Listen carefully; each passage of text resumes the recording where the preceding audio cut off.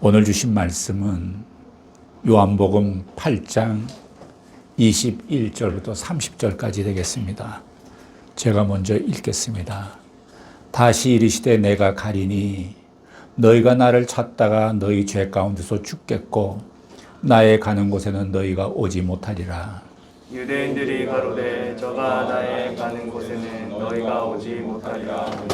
저가 자결하려는가? 예수께서 가라사대 너희는 아래서 났고 나는 위에서 났으며 너희는 이 세상에 속하였고 나는 이 세상에 속하지 아니하였느니라. 이러므로 내가 너희에게 말하기를 너희가 너희 죄 가운데서 죽으리라 하였노라. 너희가 만일 내가 그인 줄 믿지 아니하면 너희 죄 가운데서 죽으리라. 저희가 말하되 네가 누구냐? 예수께서 가라사대 나는 처음부터 너희에게 말하여 온 자니라. 내가 너희를 대하여 말하고 판단할 것이 많으나 나를 보내신 이가 참되심에 내가 그에게 들은 것을 세상에게 말하노라 하시되 저희는 아버지를 가리켜 말씀하신 줄을 깨닫지 못하더라. 이에 예수께서 가라사대 너희는 인자를 든 후에 내가 그인 줄을 알고 또 내가 스스로 아무것도 하지 아니하고 오직 아버지께서 가르치신 대로 이런 것을 말하는 줄로 알리라. 나를 보내신 이가 나와 함께 하시도다. 내가 항상 그의 기뻐하시는 일을 행함으로 나를 혼자 두지 아니하셨느니라. 이 말씀을 하심에 많은 사람이 믿더라. 아멘. 오늘의 말씀은 예수님을 향한 질문이 되겠습니다. 한국에 공병호 박사라는 분이 계시는데 그분이 한때 유튜브 활동도 많이 하셨습니다.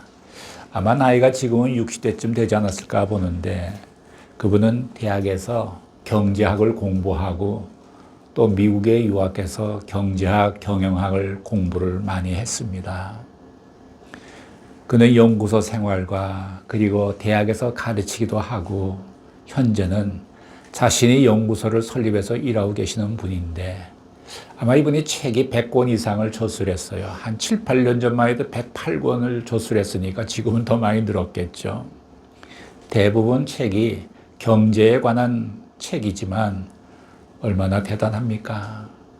이분이 인생을 깊이 알고 싶어서 고대 그리스 철학도 공부하고 또 서양 철학도 공부를 했습니다.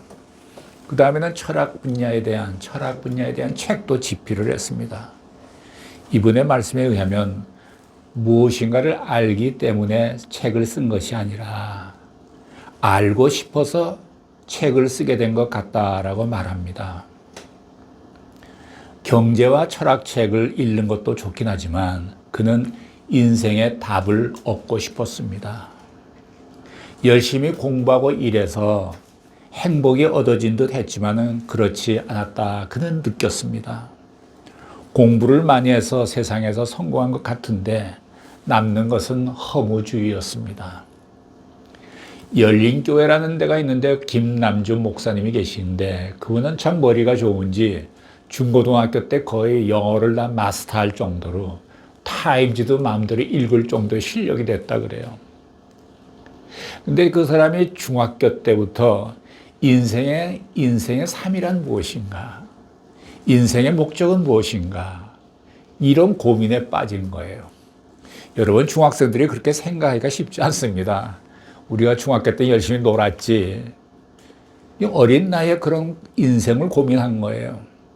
그래서 그분이 너무 학구파고가 되고 해서 심리학도 공부하고 철학도 공부하고 도무지 그래도 해답을 못 얻겠다는 거예요.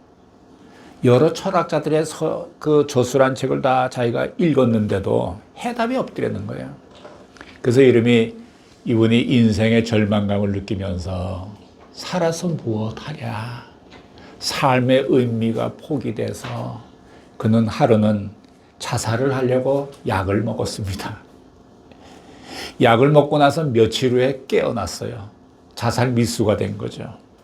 그래서 그 다음부터 이분이 신학을 보고 공부하고 또 성경을 보면서 이분이 예수님을 만난 거예요. 목사까지 된 거예요. 이렇게 허무주의에 빠지는 지식층이 많습니다. 방금 전에 얘기한 공병호 박사는 어느 날 방송 설교를 들었는데 우연히 듣게 됐는데 설교하시는 목사님의 주제가 왜 인간은 행복해지지 않는가 라는 제목으로 설교를 하는 거예요.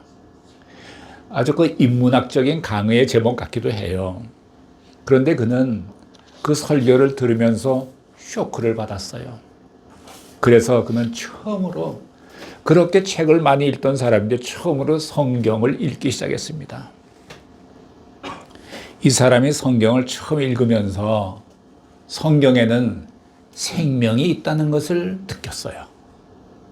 이 성령의 역사겠죠. 지금까지 읽은 철학 등 모든 분야에서도 좋은 것이 있었지만 거기에는 생명이 없었다는 거예요. 이분은 성경에서 생명을 발견하고 예수님을 영접하고 신실한 신자가 됐습니다. 믿게 됐습니다. 책을 쓰는 분이니까 앞으로 평신도로서 기독교 교리를 쓰고 싶다고 했습니다.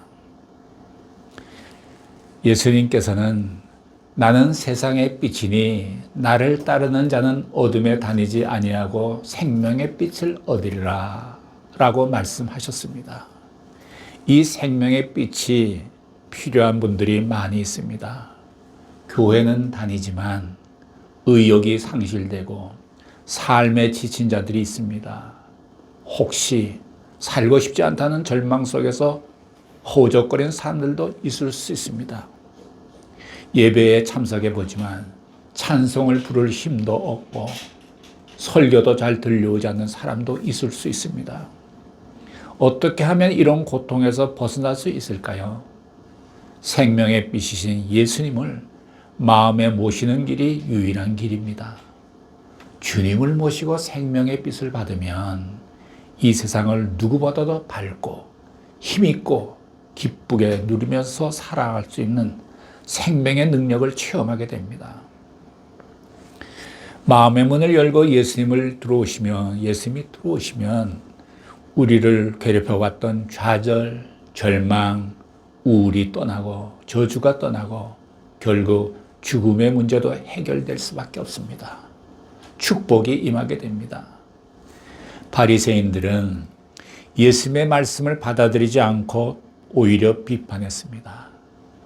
그 당시 유대의 바리새인들은 편견이 가득한 시선으로 예수님을 바라보았지요.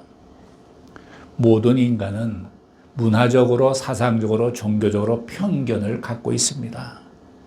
자신이 가진 편견에 기준을 두고 자기가 생각하고 있는 것이 바른 것이다 라고 주장을 합니다. 우리가 교회 생활을 하면서도 은근히 그런 모습이 숨어 있지 않습니까? 우리는 자기와 다르다면 틀렸다고 이야기를 잘합니다. 틀린 것이 아니고 다를 뿐입니다. 얼마든지 다를 수 있습니다. 다른 것을 수용할 줄 아는 사람이 성숙한 사람입니다.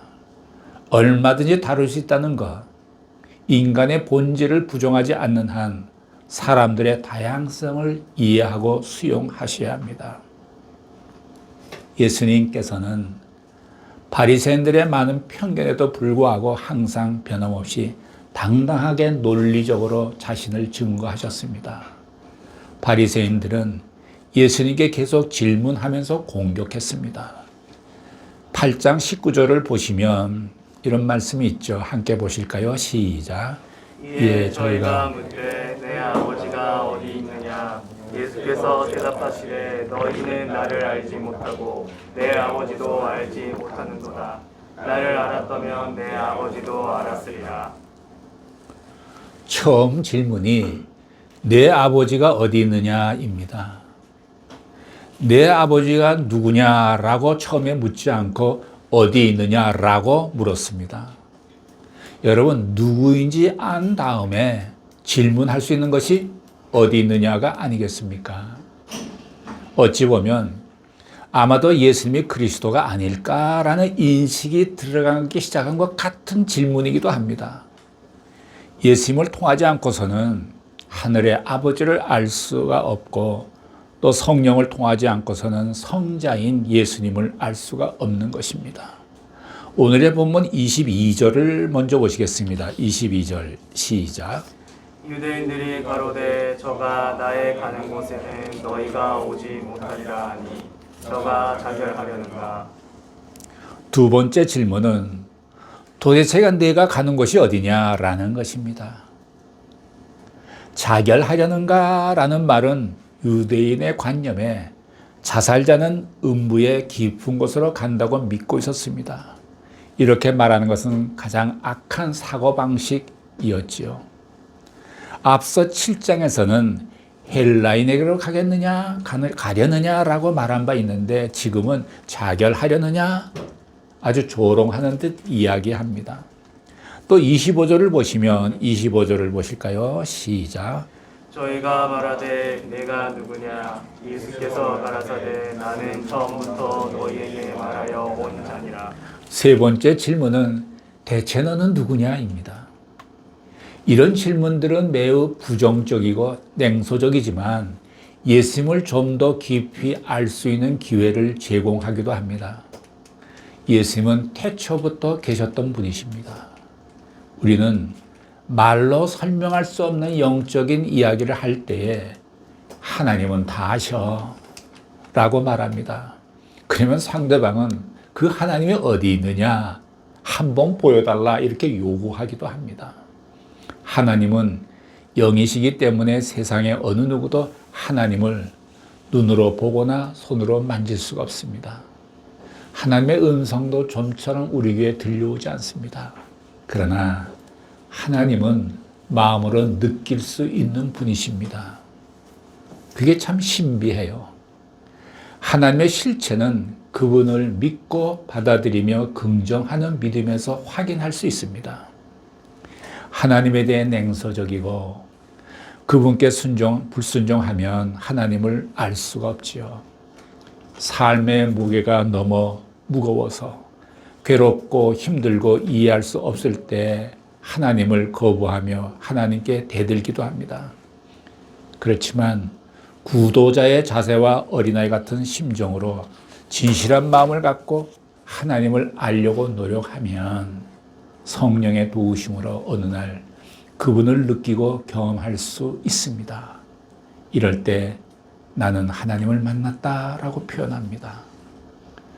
들에 핀 꽃 한 송이를 보며 공중에 나는 새를 볼 때도 하나님의 존재와 창조의 역사를 인정하는 사람들의 관점과 진화론을 믿는 사람들의 관점은 완전히 다릅니다.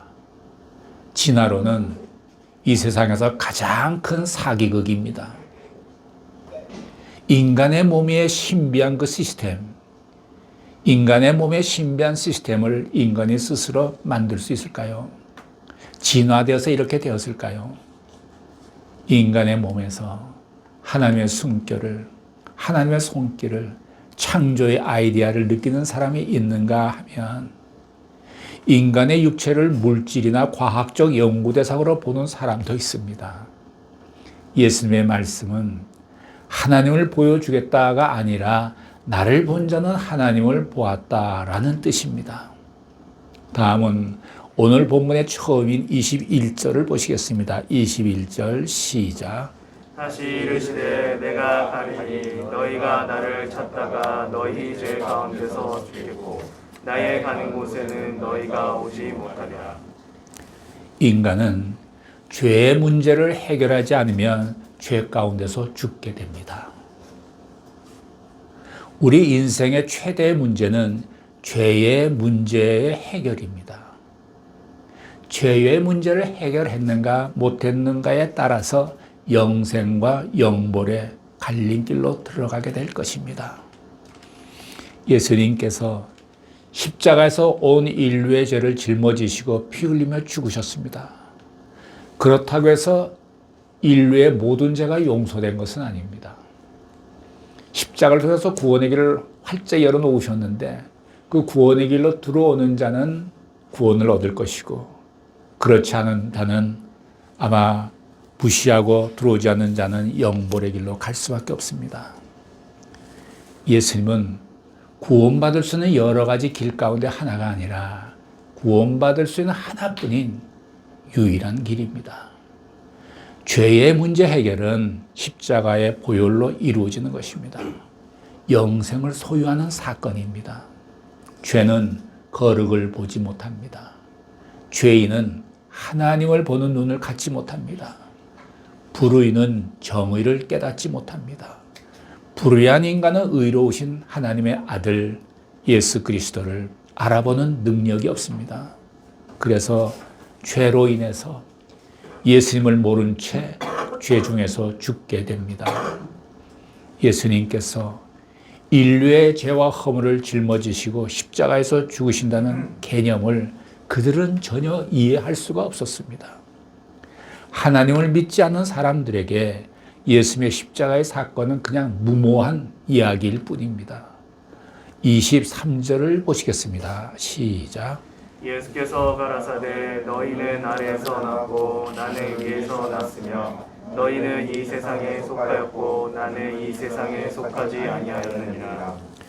예수님의 본질은 하나님으로부터 온 것이고 인간의 본질은 밑에서부터 온 것입니다.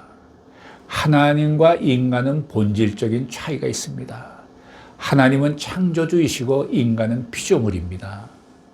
하나님의 아들 예수님과 피조물인 바리새인들은 절대로 동등한 신분일 수가 없습니다. 인간은 누구나 원죄를 지닌 죄인입니다. 이 사실을 모른다면 자신의 문제를 풀어갈 수도 없고 하나님에 대해서도 알 수 없습니다. 모든 인간은 본질상 죄인이라는 사실을 깨달을 때 인간의 실존 문제를 해석할 수가 있습니다. 이해할 수가 있습니다. 인간론에 관한 해답은 하나입니다. 모든 인간이 죄인이라는 사실을 인정하는 순간부터 문제 해결의 길이 열리기 시작합니다. 병자에게 필요한 것은 의사입니다. 죄인에게 필요한 것은 하나님의 구원입니다. 인간이 죄인이라는 사실을 실존적으로 깨닫고 경험해야 하나님의 필요성을 인정할 수 있습니다. 인간은 어쩔 수 없는 죽음의 존재요, 한계의 존재요, 연약한 존재라는 사실을 인정하지 않는다면 하나님을 느낄 수도 경험할 수도 없습니다. 참된 은혜란 인간이 타락한 존재인 것을 인정하고 고백할 때 예수님이 주시는 구원의 선물입니다. 이런 의미에서 참된 은혜는 잃었던 생명을 되찾는 것입니다. 다음은 28절을 보시겠습니다. 28절 시작. 이에 예수께서 가라사대 너희는 인자를 든 후에 내가 그인 줄을 알고 또 내가 스스로 아무것도 하지 아니하고 오직 아버지께서 가르치신 대로 이런 것을 말하는 줄도 알랴. 예수님께서 지상에 계실 때는 그분이 메시아인 것을 알지 못했던 유대인들이 그를 십자가에 못 박은 후 깨달아 알 날이 올 것이다. 알 날이 올 것이다 라는 것입니다. 깨달아 알게 될 날이 올 것이다. 그 후 어떻게 되었습니까? 그 후에 성령 받은 베드로가 설교할 때 그들은 가슴을 치며 이렇게 얘기했습니다. 형제여, 우리가 어찌하면 좋을꼬? 회개하기 시작했습니다. 베드로가 설교를 할 때 3,000명이 회개하고 구원받았다는 사실이 있어요.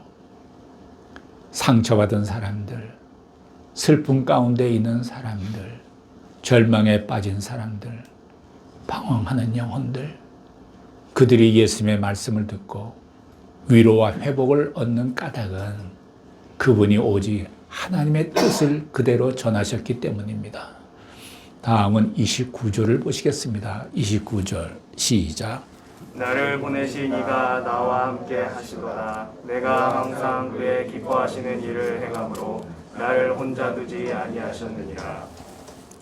우리는 항상 예수님의 말씀에 귀를 기울여야 합니다. 그리고 예수님이 항상 나와 함께 계시다는 믿음을 가져야 합니다.